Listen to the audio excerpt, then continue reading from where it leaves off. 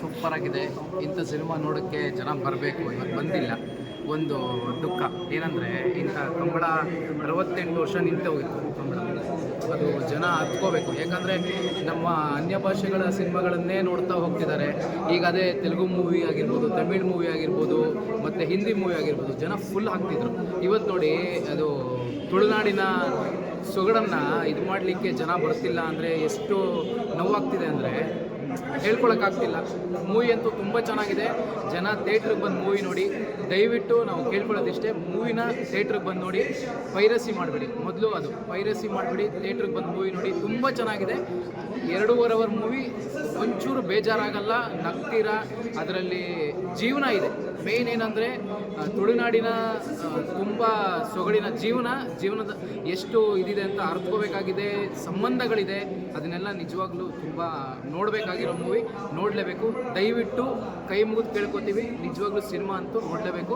ಎಲ್ಲರೂ ಸಿನಿಮಾನ ಥಿಯೇಟ್ರಿಗೆ ಬಂದು ನೋಡಿ. Thank you sir. Thank you. ಕರಾವಳಿಯ ಒಂದು ಇದು ಕ್ಲೈಮ್ಯಾಕ್ಸ್ ತುಂಬ ಚೆನ್ನಾಗಿದೆ. ದೇಶ ಬಿಟ್ಟು ಎಲ್ಲ ಪರಸ್ಪರ ಒಂದು ಇದಾಗಿರಬೇಕು ಅಂತ ಬಾಬು ಸರ್ ಒಂದು ಒಳ್ಳೆ ಸಿನಿಮಾ. ಸರ್, ಕೋಣಗಳ ಬಗ್ಗೆ ನೈಜ ಅಭಿನಯ, ಮಾನವನಿಗಿಂತ ಹೆಚ್ಚಾಗಿ ಪ್ರಾಣಿಗಳಿಂದ ಒಂದು ಭಾವನಾತ್ಮಕವಾಗಿ ತೋರಿಸಿದೆ.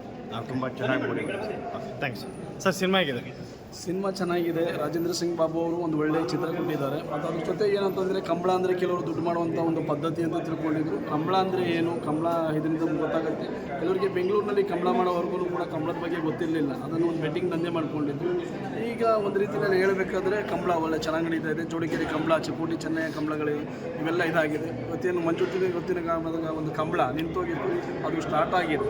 ಅದು ಕೂಡ ಚೆನ್ನಾಗಿ ನಡೀತಾ ಇದೆ. ಇವಾಗ ಎಲ್ಲರೂ ಸಮಾನರಾಗಿ ಕಂಬಳ ನಡೆಸ್ತಾ ಇದ್ದಾರೆ. ಈ ಮೂವಿನ ದಯವಿಟ್ಟು ಎಲ್ಲರೂ ನೋಡಬೇಕು ಅನ್ನೋದು ನನ್ನ ಆಸೆ ಇದೆ. ಬಂದಿದೆ. Thank you sir.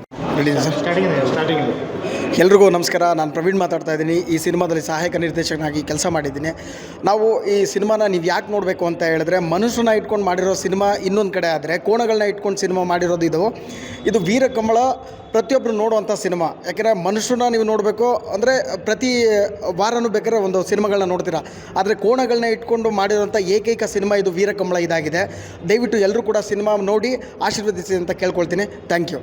ಅಂದರೆ ಈ ಸಿನಿಮಾದಲ್ಲಿ ಬರೋ ಪಾತ್ರಗಳೆಲ್ಲ ನಿಜವಾದ ಪಾತ್ರಗಳಂತ ಕೇಳ್ಪಟ್ವಿ. ಹೌದು, ಇದು ಸಿನಿಮಾದಲ್ಲಿ ನಿಜವಾದ ಪಾತ್ರಗಳು. ಯಾಕೆಂದರೆ ಪ್ರತಿಯೊಂದು ಕೋಣಗಳು ಅವರವರ ಗೊತ್ತಿನ ಓನರ್ಗಳೇನು ಅವರೇ ಕರ್ಕೊಂಬಂದಿರೋದು. ಈ ಕೋಣಗಳು ಕೂಡ ಒಂದು 1 ಟೇಕ್ ಆರ್ಟಿಸ್ಟು ಕೆಲವೊಂದು ಕೋಣಗಳು ಮಾಡಿದ್ದಾವೆ. ಕೆಲವೊಂದು ಕೋಣಗಳು 2-3 ಟೇಕು 10 ಟೇಕ್ ತನಕ ತೊಗೊಂಡಿದ್ದಾವೆ. ಆ ಕೋಣಗಳ ಕೈಲಿ ನಾವುಗಳೆಲ್ಲ ಒದಿಸ್ಕೊಂಡಿರೋದು ನಿಜ. ಮತ್ತು ಗುದ್ದಿದ್ದಾವೆ ನಮ್ಗಳಿಗೆಲ್ಲ, ಟೆಕ್ನಿಷಿಯನ್ಸ್ಗಳಿಗೆ. ಅಷ್ಟು ಕಷ್ಟಪಟ್ಟು ಇಷ್ಟಪಟ್ಟು ಮಾಡಿರುವಂಥ ವೀರಕಂಬಳ ಸಿನಿಮಾ ಇದು. ಯಾರೇ ಸಿನಿಮಾ ಅಂದರೆ ಬಂದು ಈ ಸಿನಿಮಾ ಯಾಕೆ ನೋಡ್ಬೇಕಂತದ್ದು ಒಂದು ರೀಸನ್ ಏನೇ? ಅಂದರೆ ಇದು ಸಿನಿಮಾ ನೋಡಬೇಕು, ಏನಕ್ಕೆ ನೋಡಬೇಕು ಅಂತ ಹೇಳಿದ್ರೆ, ಮನುಷ್ಯರು ಮಾಡೋ ಸಿನಿಮಾಗಳನ್ನ ನಾವು ನೋಡ್ಬಿಡ್ಬೋದು. ಆದರೆ ಮನುಷ್ಯರು ಆ್ಯಕ್ಟ್ ಮಾಡಿರೋಂಥ ಸಿನಿಮಾಗಳನ್ನ ಕಾಮನಾಗಿ ನಾವು ನೋಡ್ತೀವಿ. ಆದರೆ ಇದು ಕೋಣಗಳು ಆ್ಯಕ್ಟ್ ಮಾಡಿದ್ದಾವೆ ಈ ಸಿನಿಮಾದಲ್ಲಿ. ಅದು ಒಂದು ವಿಶೇಷತೆ ಅಂತಲೇ ಹೇಳ್ಬೋದು. ಸರ್, ತುಳು ಭಾಷೆ ಹೇಗಿದೆ? ತುಂಬ ಚೆನ್ನಾಗಿದೆ. ತುಳು ಭಾಷೆಯಲ್ಲಿ ತುಂಬ ಚೆನ್ನಾಗಿದೆ. ಮಂಗಳೂರು ಆಲ್ಮೋಸ್ಟ್ ಎಲ್ಲ ಥಿಯೇಟ್ರ್ಗಳೆಲ್ಲ ಫುಲ್ ಆಗಿದ್ದಾವೆ. ಇಲ್ಲಿ ಬೆಂಗಳೂರಲ್ಲಿ ಓಕೆ ಚೆನ್ನಾಗಿದೆ, ರೆಸ್ಪಾನ್ಸ್ ಎಲ್ಲ ಚೆನ್ನಾಗಿದೆ.